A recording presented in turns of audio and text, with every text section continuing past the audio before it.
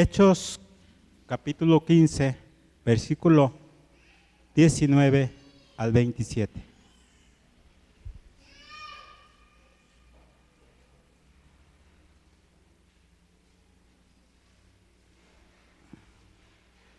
Nos ponemos de pie. Vamos a dar lectura a la palabra de Dios. Dice así: por lo cual yo juzgo que no se inquiete a los gentiles que se convierten a Dios, sino que se les escriba que aparten de las contaminaciones de los ídolos, de fornicación, de ahogado de sangre, porque Moisés desde tiempos antiguos tiene en cada ciudad quien lo predique en las sinagogas, donde es leído cada día de reposo.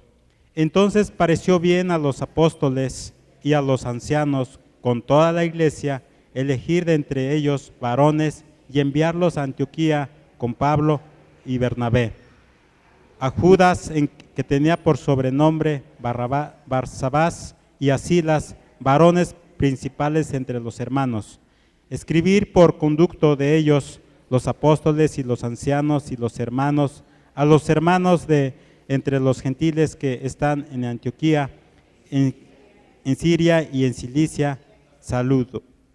Por cuanto hemos oído que algunos que han salido de nosotros, a los cuales no dimos orden, os han inquietado con palabras, perturbando vuestras almas, mandando circuncidarlos y guardar la ley.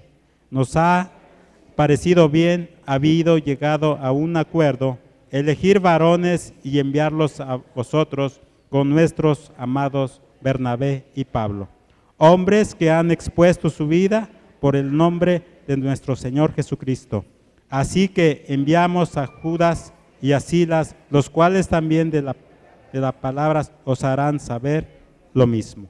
Podemos sentarnos.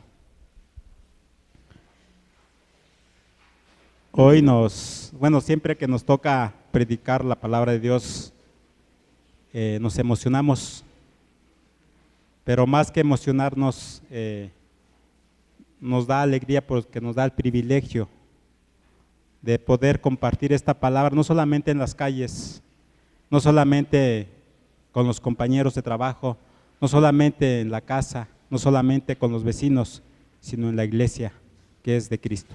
Amén. Y pues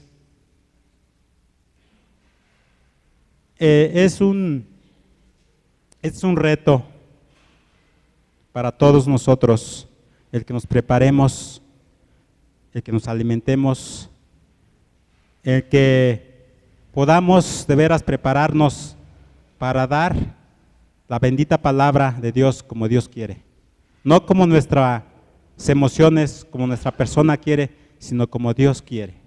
¿Está usted de acuerdo? Bien, vamos a ver el día de hoy, es nuestro tema el concilio en Jerusalén. Y concilio para nuestros tiempos significa nombre dado a la reunión de los líderes de las iglesias de Jerusalén y Antioquía. Y esto en nuestros tiempos se puede decir que es reunión de líderes para tratar asuntos espirituales en la iglesia, ¿sí? Y este concilio que se formó en el 49, ¿sí? El 49 de Cristo, en el 49 al 50 después de Cristo, se hizo esta reunión de líderes, no solamente de líderes, sino dice la palabra de los apóstoles, de los ancianos y de qué más, y de la iglesia.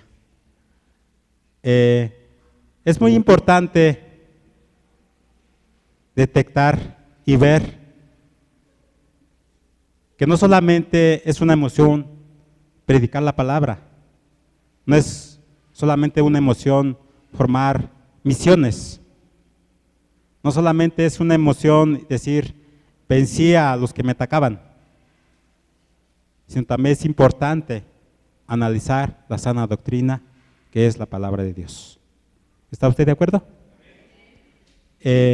Una de las cosas que estaba pasando en las iglesias cristianas de los hoy en día que también somos nosotros también gentiles, es que había una confusión, ¿sí? Y la confusión no era de parte de Dios, la confusión era de los líderes malos, de los líderes falsos, que no escudriñaban bien la palabra de Dios.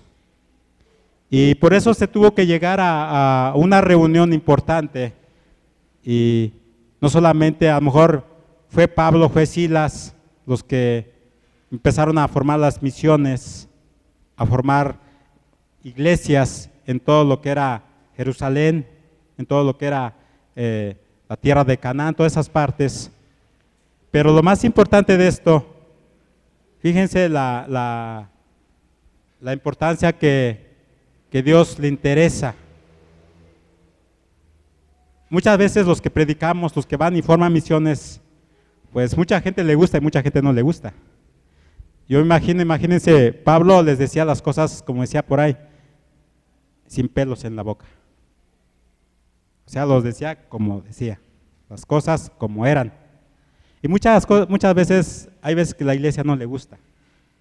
Se nos ha enseñado que la iglesia hay que hablarle con amor porque es la iglesia de Cristo.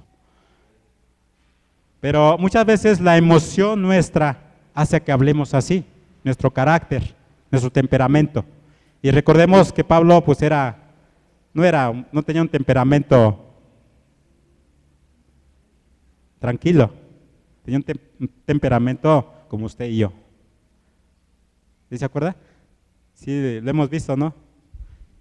En los últimos capítulos que leíamos dice que al momento de predicar, al momento de que lo apedreaban, de que le pegaban, que se sacudía, se levantaba y se sacudía, y que decía, a mí no me hace nada, yo soy Juan Camaney, pero no era que decía que era Juan Camaney, simplemente es un dicho que yo estoy diciendo, sino él se sentía fuerte en el Señor.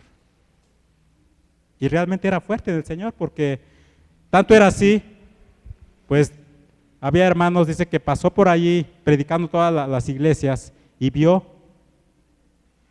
algunas falsas enseñanzas que había allí, y él les quiso exhortar, ¿y qué pasó? Pues que se enojaron algunos y no pudieron estar de acuerdo. Por eso se tuvo que hacer una reunión con toda la iglesia, con todos los ancianos de la iglesia y todos los apóstoles que estaban ahí. Se ha hablado mucho del ser predicadores solitarios, ser apóstoles solitarios. El hermano Hugo siempre nos lo recalca aquí en el púlpito, que no es bueno que trabajemos solos, que no es bueno que andemos. ¿Cuántos evangelistas hoy en día o en nuestros tiempos, en los 80s, en los 70s, muchos cayeron? ¿Por qué?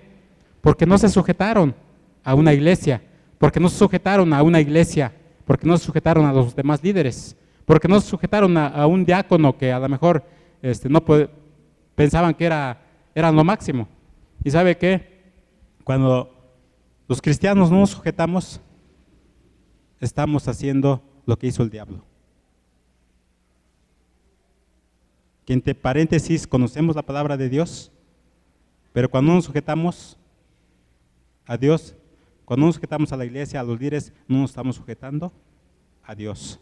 ¿Sí? Porque los líderes no existen por existir, los diáconos no existen por existir, la iglesia no están porque están, la iglesia es un apoyo para todos. Dice que tenemos que apoyarnos todos, ¿sí? ¿Sí o no? ¿Está usted de acuerdo? Y vamos a ver 3 implicaciones que realmente implica para tener una sana doctrina. ¿Qué implica tener? ¿Sí? Y una de la importancia de la primera implicación es que debemos de detectar el problema que hay en la iglesia. ¿Saben que hay muchas iglesias que no les importa lo que esté pasando en la iglesia? Que meten todo lo que a pesar para... Y saben lo que esto estamos hablando hoy, vamos a hablar de la iglesia, no de las religiones otras. Vamos a hablar de la iglesia, que sucede, los problemas que hay en la iglesia. Que muchos líderes o muchos cristianos no nos damos cuenta lo que está pasando en la iglesia. Venimos, danzamos, bueno, hay cosas que la carne nos gusta, le gusta nuestra carne, ¿sí? Ahorita que cantábamos esa de O Moradora, yo veía a mi hermano Javier González y danzaba, ¿no? Es bonito, qué bueno que le sale del corazón, porque nosotros no nos está imitando a nosotros, porque nosotros no lo estamos haciendo en la iglesia, lo está haciendo él allá solo, ¿sí? Y muchos de nosotros movemos el pie, o muchos de nosotros nos movemos esto, pero ¿nos mueve qué?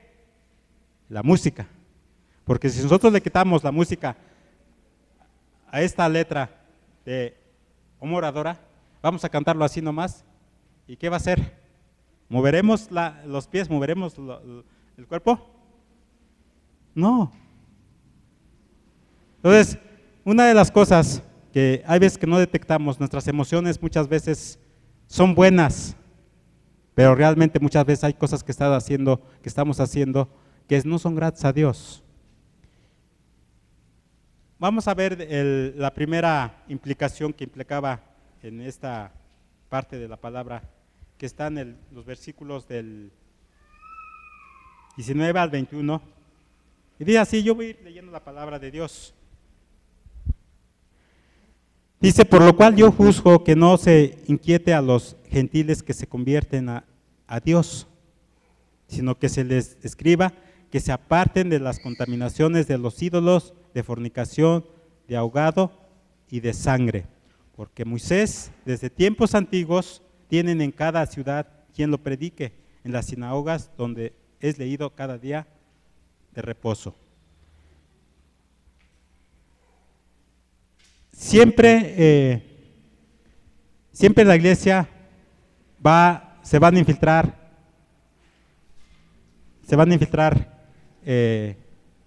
pues falsas enseñanzas, ¿sí?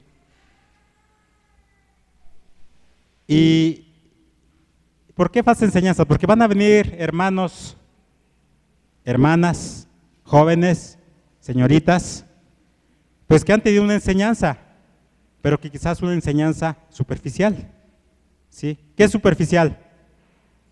Muchas veces leemos la palabra de Dios, pero no la escudriñamos, no detectamos lo que está pasando. Muchas veces lo leemos, nos memorizamos como un verso, nada más, pero no sabemos lo que significa, no sabemos su contexto, no sabemos realmente qué es lo que está queriendo decir. A veces decimos, porque por gracia sois salvos y esto no es don de vosotros, pues es don de Dios, pero lo leemos. Pero ¿sabe qué? Vamos en el camino y ¿seré de veras salvo? Y cuando nos llega la enfermedad, cuando nos llega la situación difícil, dudamos. Tambalea nuestra fe. No entendemos la palabra gracia. Y lo que estaba pasando aquí en Jerusalén, en todas las iglesias que había predicado Pablo, habían dos tipos de personas. Habían los que se habían salvado por la gracia de Dios, los que querían la salvación por el pacto que Dios había hecho con Abraham. Y estaba mal enfocada la palabra para los judíos, porque cuando Dios hace pacto con Abraham, no era para la salvación, era para la obediencia, ¿sí? Y no era realmente para la iglesia, era para su familia, su descendencia y los que iban a venir atrás de él, aún los comprados que estaban allí, los que eran trabajadores de él, que eran, pues tenían, como dicen por allá, esclavos comprados para que trabajaran con Abraham. Y hizo ese pacto Dios, ahí lo vemos en el capítulo 17 de Génesis, vemos ese pacto que Dios hizo con Abraham, y era solamente para justificación, ¿sí? Para consagración y para multiplicación. Esos eran los tres beneficios de un pacto que Dios había hecho con Abraham en el Antiguo Testamento, mas no lo había hecho para salvación, ¿sí? Pero bueno, eso decimos, si entonces aquellos tiempos no se predicaba la salvación de Dios, bueno, pues eso era lo que implicaba. Entonces, estos empezaron a promover un rito. ¿Cuál era el rito que empezaban a promover estos? La circuncisión. La circuncisión, querían volver a promover la circuncisión. Cuando Dios, allá en Jeremías 9:25, si usted lee Jeremías 9:25, Dios había condenado la circuncisión. ¿Saben por qué? Porque estaban circuncidados. Pero ¿sabe qué? Que seguían mintiendo, seguían robando, seguían violando. La circuncisión era como una señal del pacto de Dios. Hoy queremos decirles que la circuncisión, muchas veces a lo mejor se preguntarán, ¿qué significa circuncisión? Yo no lo sé. ¿Usted lo sabe? Vamos a ver qué significa circuncisión. ¿Qué era circuncisión? ¿Qué es la circuncisión? Muchos ya lo saben y a lo mejor hay alguien que ya lo sabe aquí. A lo mejor se puede imaginar y dice, pues ya me la sé. Ya el pastor nos los dio muchas veces.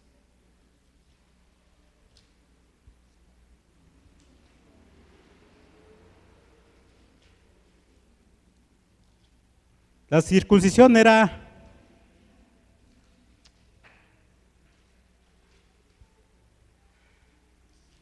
realmente una operación que se hacían a los varones, ¿sí? En el prepucio, ¿sí? Genital.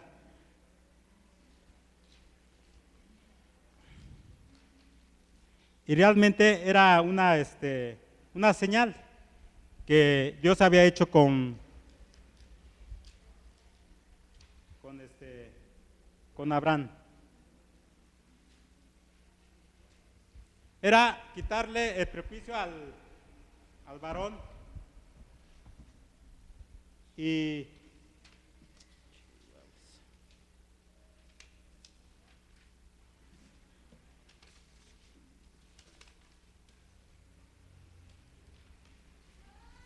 a ver, dice circuncisión, rito religioso en el cual se corta el prepucio que cubre el glande del miembro viril. Los egipcios lo practicaban, los edomitas, los amonitas, los moabitas, y era un rito de pubertad, ¿sí? Lo que queremos decir es que ese rito en la iglesia no estaba, en el pueblo de Dios no se practicaba. Dios lo tomó y lo hizo con Abraham, pero este rito pues viene de gente que no conocía, de los mundanos, ¿sí? La gente que no seguía a Dios, ¿sí? Y esto lo dedicaban, pues principalmente dice la pubertad, lo dedicaban para el día del matrimonio, lo dedicaban como algo santo, para cuando tú llegues al matrimonio, llegues bien. Otra de las circunstancias que realmente se usa hoy en día la circuncisión es por higiene, ¿sí? Es por higiene. No es para, no era para, no es para, quizás, no es para la salvación, como dice la palabra de Dios. Pero ellos ya estaban metiendo, si ellos son salvos, se tienen que circuncidar, ¿sí? Esa era la lucha, la batalla que estaba teniendo, ¿sí? Entonces vemos que aquí Dios usó este rito o sacrificio que Dios le dio a Abraham. Dios le dio a Abraham, ¿para qué? Para señal de obediencia. Pero como decíamos, ¿de qué servía? Hoy en día, ¿de qué sirve que mucha gente se circuncide? Si anda prostituyéndose, contaminándose con las prostitutas. ¿Sí? Para los mundanos, para la gente que no conocía a Dios, era purificación del cuerpo. Para Dios era purificación del corazón, lo espiritual. ¿Sí? Y para hoy en día es la circuncisión es por higiene, para que no haya tantas enfermedades. Así como las mujeres, ejemplo, se operan de algunas cosas vaginales, el hombre también se opera por higiene, ¿sí? Saben que las mujeres también después de algunos años tienen que pues, quitarles alguna parte, ¿sí? Para que no tengan consecuencias de cáncer o de otras enfermedades venéreas que causa a través de las partes íntimas. Así era el hombre, pero ¿qué tenían ellos? La enseñanza de los judíos es que ellos lo tomaban como una ley para la salvación, ¿sí? Y no, era una ley para la obediencia. Vamos a seguir viendo pero una de las importancias es que ellos detectaron muy fácil, detectaron, gracias a Dios, este problema que había en la iglesia y no dejaron que esto creciera.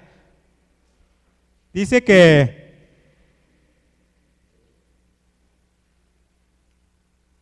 había cosas más importantes que tratar que la circuncisión, y era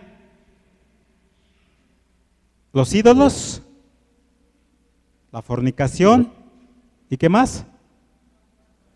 El lavado de sangre. ¿Saben qué? Esto ya se había metido en la iglesia, por eso aquí, pues ellos ya lo habían visto. Había gente que ya estaban adorando a otros dioses. ¿Cuáles eran esos dioses? Estaba el dios Moloch, el dios de los Baales, Astoret, y podíamos enumerar varios ídolos que habían. Algunos tenían cabeza de animal, con pies de humano, otros tenían cabeza de hombre, con cola de animal. Ya habían vuelto a hacer ídolos estos cristianos, o según en cristianos entre comillas, y habían metido esta enseñanza dentro de la iglesia de los gentiles, ¿sí? En los gentiles ya había esto, había fornicación. Para nosotros la fornicación pues es algo, dice que es un acto sexual fuera del matrimonio, esa es fornicación, pero también podemos decir que en la palabra de Dios, cuando nosotros no obedecemos, estamos forzando la palabra de Dios.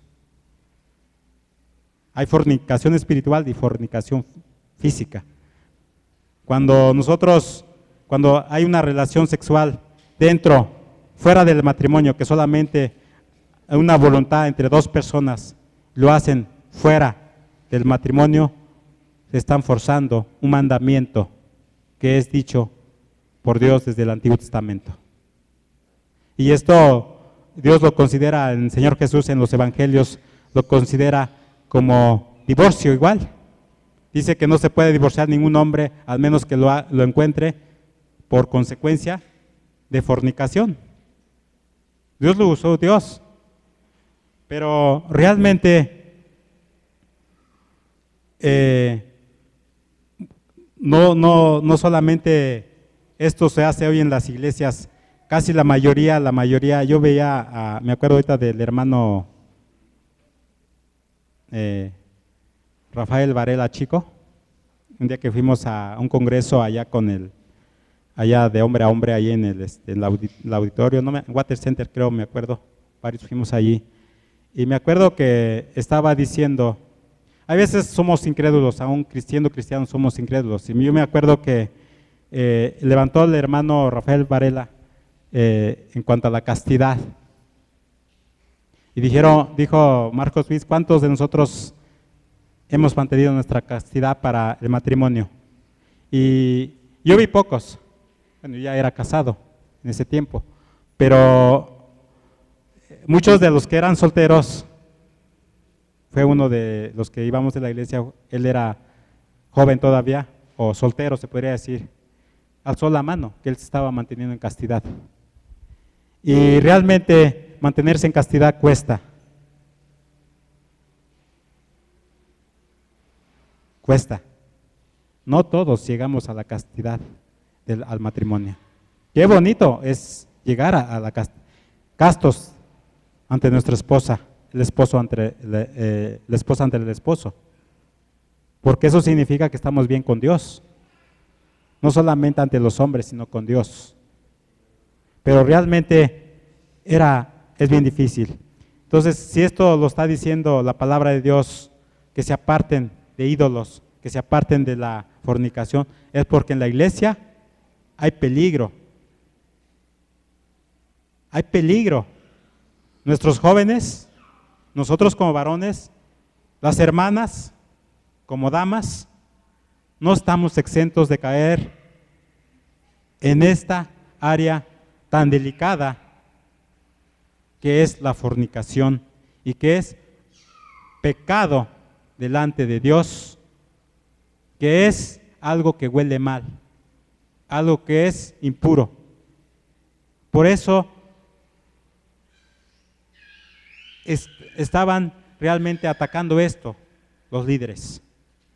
Y la otra es el sangre ahogada, ahogado, ¿no?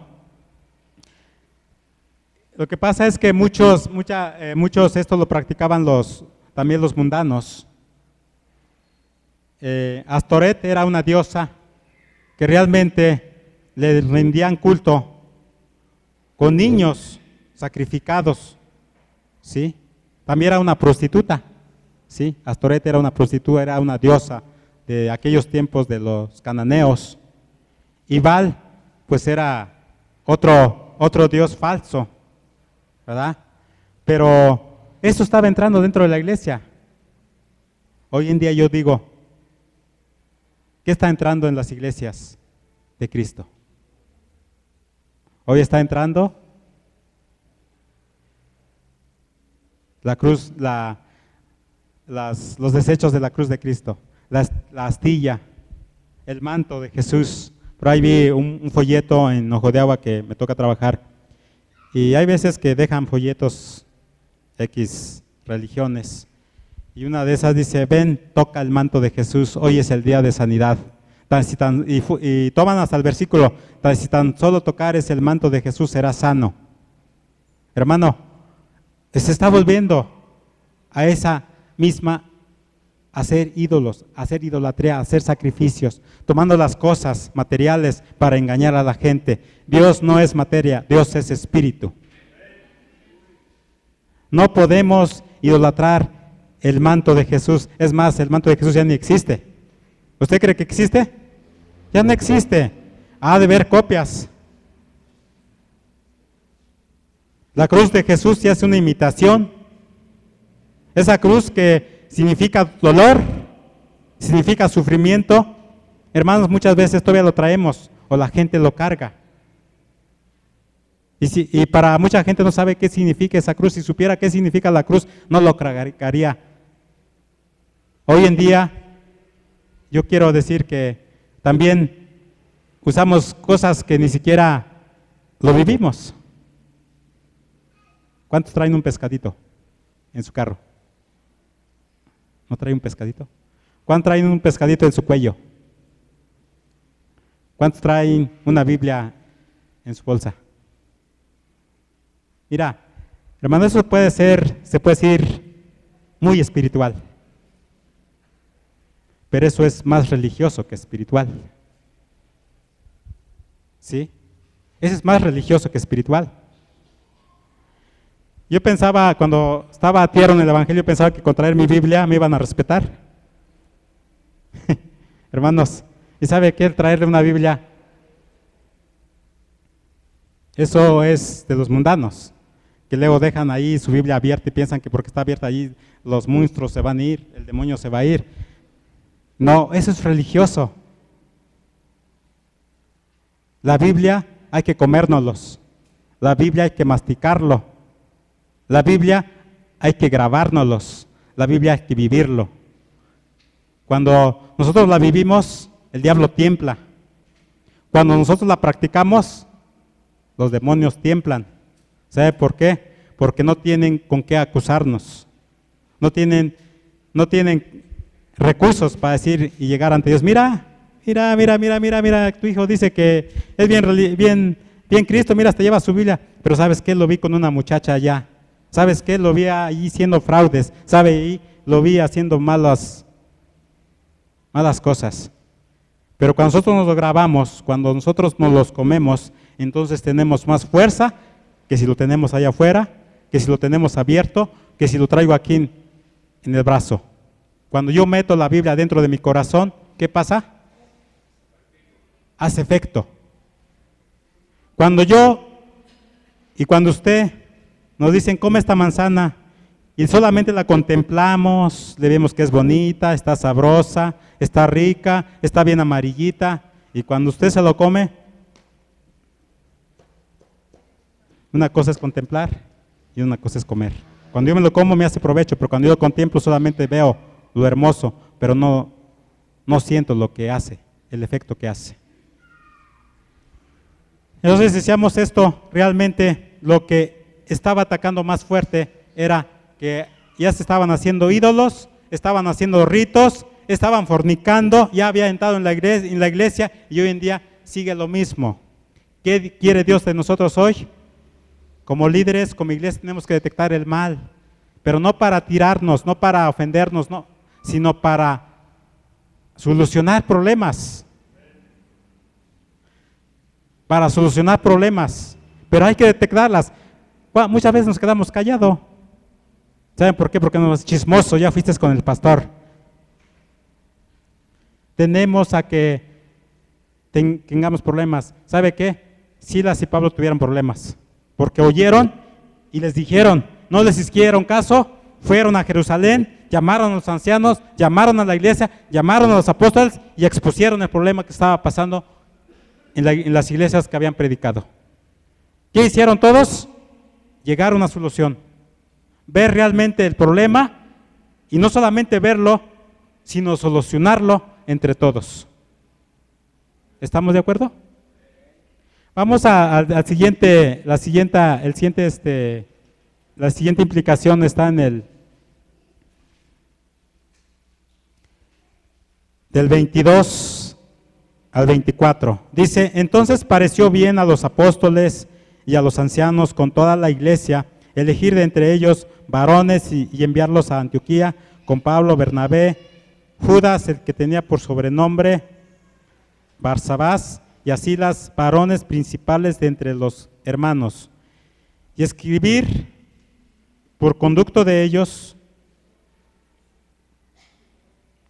los apóstoles y los ancianos y los hermanos y a los hermanos de entre los gentiles que están en Antioquía y en Siria y en Cilicia, salud.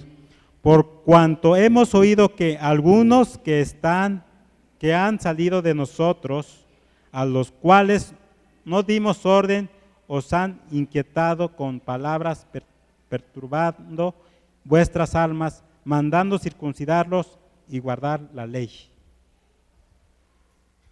Bueno, ya estaban reunidos, ya detectaron el problema. Ahora, ¿qué hay que hacer? Hacer acuerdos. La segunda implicación es tener acuerdos.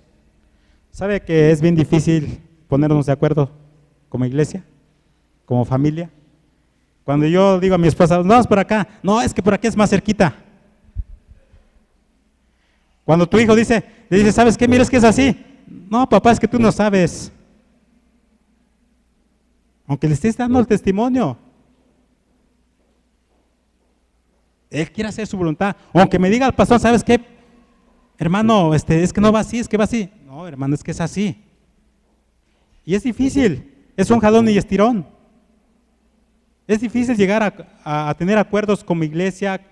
Si como familia nos cuesta estar en un acuerdo, en un mismo sentir, en un mismo espíritu, como líderes es más difícil. ¿Saben por qué? Porque cada quien quiere tronar sus chicharrones. ¿Sí o no? Y ahora, como ya se le dio el poder a la mujer de estar en el Senado, en la Diputación, en las presidencias, con más facilidad